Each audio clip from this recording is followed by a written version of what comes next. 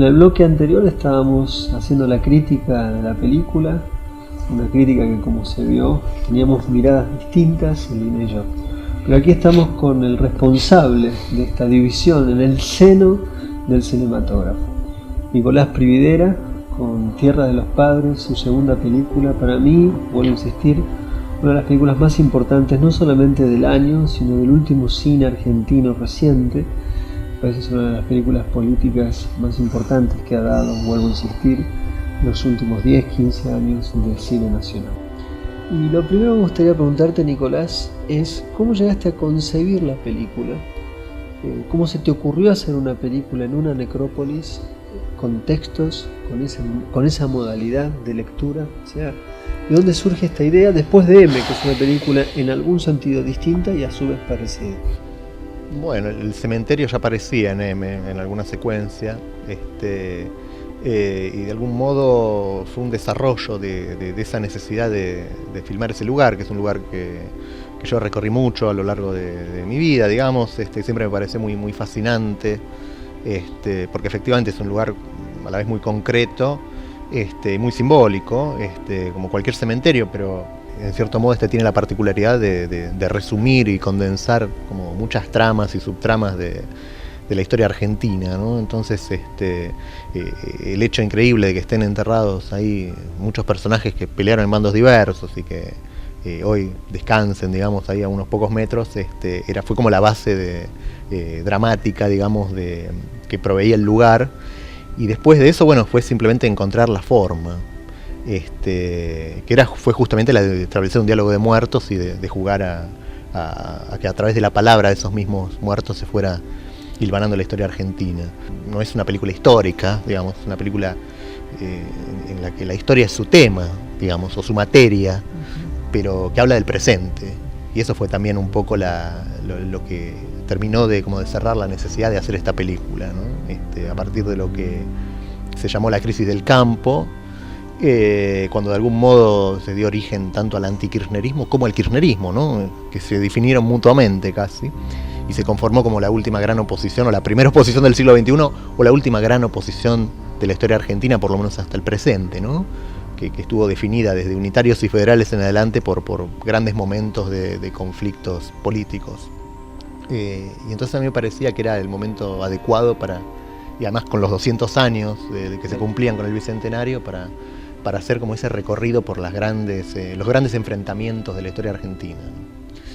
¿Cómo llegaste o por qué elegiste esta modalidad de un cine recitado? Es decir, gente leyendo textos que a su vez juega con un contraste con el modo en que vos observás el cementerio y su vida. Los textos por un lado de los muertos que siguen vivos entre los vivos, y al mismo tiempo una modalidad de encontrar paradójicamente la vida en el propio cementerio. Sí, bueno, pues la película como intenta a su vez dialogar con varias tradiciones distintas, ¿no? Entre ellas un cierto cine que trabaja sobre textos y con lecturas o recitados de texto,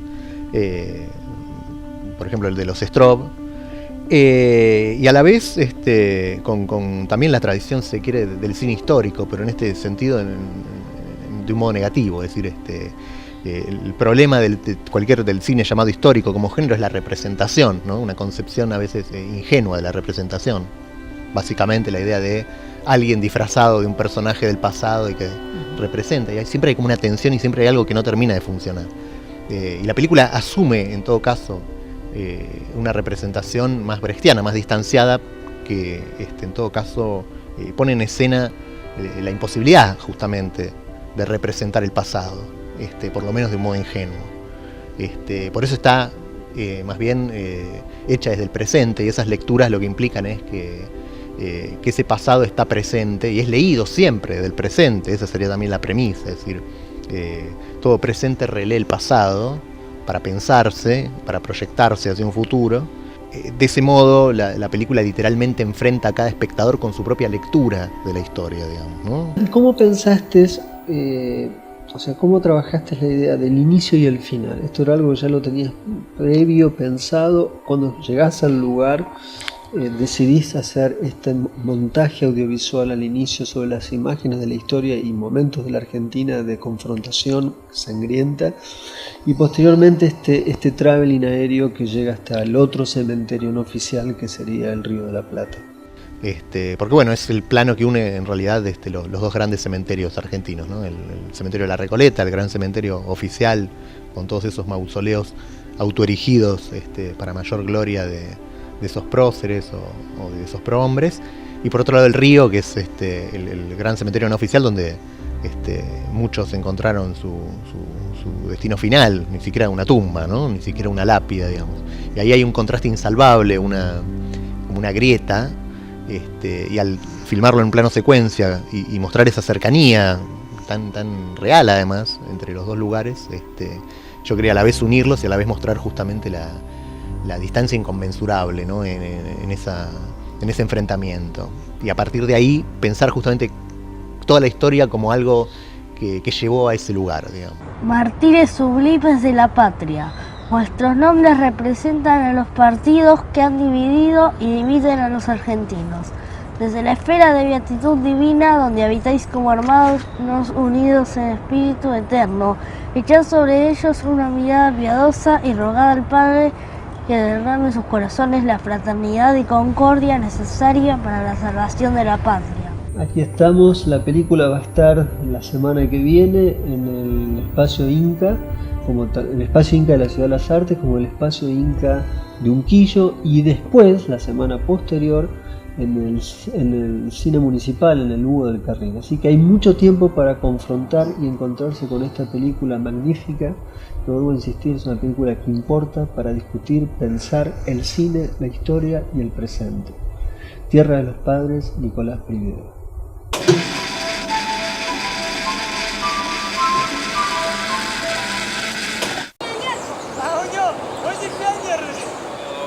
He looks like Caesar, and actually he is not from our party leaders. Our party leaders, they were never smiling. They never were showing their teeth.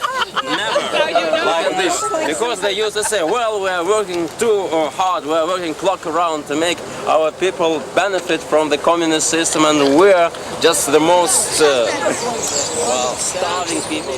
El fragmento que estamos viendo pertenece a El último bolchevique, gran película de Chris Marker. La semana pasada hablábamos de él. Y como se puede ver ahí, es un momento donde el cine interroga los restos de la historia. Un poco lo que algunas de las películas que hoy hablamos, Tierra de los Padres, Cuenta del Alma, en algún sentido realizan, hacen.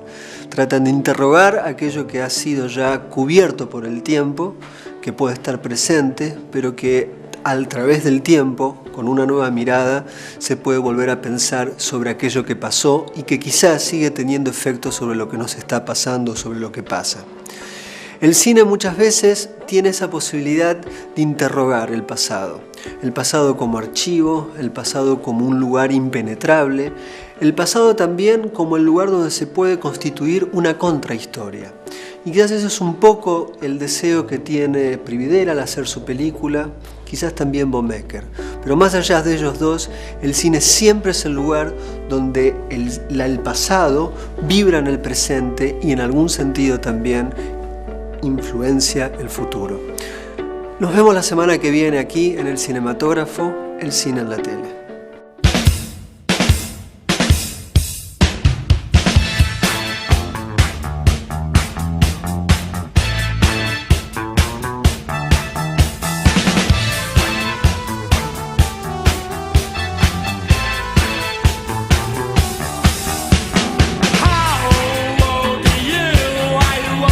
Y la otra es Cuentos del Alma, Cuentas del Alma.